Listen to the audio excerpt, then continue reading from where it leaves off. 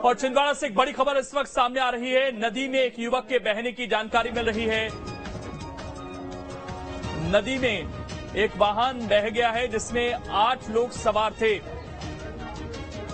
सौंसर क्षेत्र के महाराष्ट्र बॉर्डर से लगे ब्राह्मण मारी नदी की ये घटना बताई जा रही है, जहां पर स्कॉर्पियो में ये लोग सवार थे। कुल 8 लोग बताए जा रहे हैं और सभी बैतूल के निवासी हैं।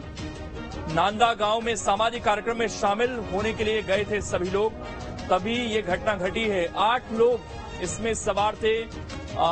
स्कॉर्पियो गाड़ी में बताया जा रहा है कि ये किसी एक सामाजिक कार्यक्रम में हिस्सा लेने के लिए जा रहे थे और नदी में इनका वाहन बह गया।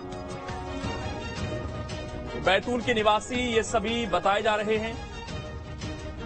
नदी में इनका वाहन बह गया और इस तरह की घटनाएं लगातार अलग अलग जगह से देखने को मिल रही है। महेश हमारे साथ इस वक्त जुड़ गए हैं ज्यादा जानकारी के साथ। महेश, इन 8 लोगों के बारे में क्या अपडेट है? सुरक्षित हैं सभी? छिंदवाड़ा के महाराष्ट्र बॉर्डर से लगे गांव में जो है एक स्कॉर्पियो वाहन बह गया था जिसमें 8 लोग सवार थे।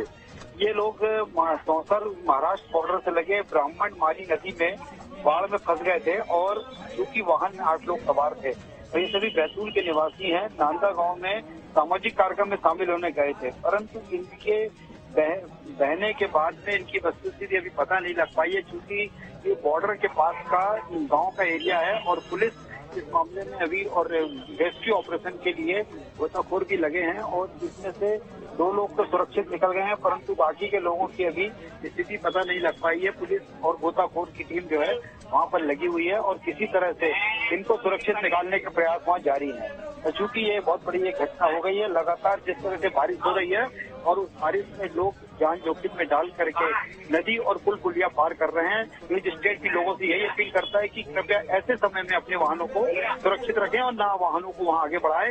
इस तरह की घटनाएं रोकी जा सकती है, परंतु लोग लगातार जो है इन सब बातों को ध्यान में न रखकर नदी और पुल पर से गाड़ियों को पार करने का प्रयास करते हैं, जिससे ये दुर्घटनाओं के शिकार होते जाते हैं। शुक्रिया महेश आपका जुड़ने के लिए और जानकारी देने के लिए। तो 2 लोगों के बारे में बताया जा रहा है कि उनको बाहर निकाला गया है, लेकिन अन्य लोग अभी भी लापता हैं और उनकी तलाश लगातार की जा रही है। वहां पर रेस्क्यू ऑपरेशन लगातार चलाया जा रहा है।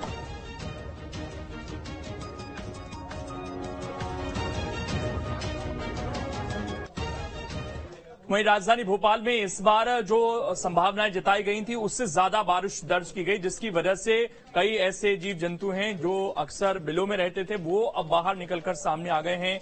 इस बारिश में तस्वीरें आप देख सकते हैं। भोपाल से सटे जगदीशपुर इस्लाम नगर गांव स्थित छावनी मोहल्ले में गोयरा निकला है। ये बेहद जहरीला जीव होता है जो आजकल कम ही नजर आता है, लेकिन बारिश होने की वजह से ये जीव जगदीशपुर इस्लाम नगर गांव में रहने वाले शंकर माली के घर में जा घुसा। शंकर माली पेशे से किसान हैं। दोपहर के समय जब वो खेत से अपने घर लौटे तब उन्होंने घर में जहरीले जीव को घुसते देखा। इसके बाद सर्प विशेषज्ञ को बुलाकर इस जहरीले गोयरे को करीब 1 घंटे की मशक्कत के बाद ढूंढकर बाहर निकाला गया।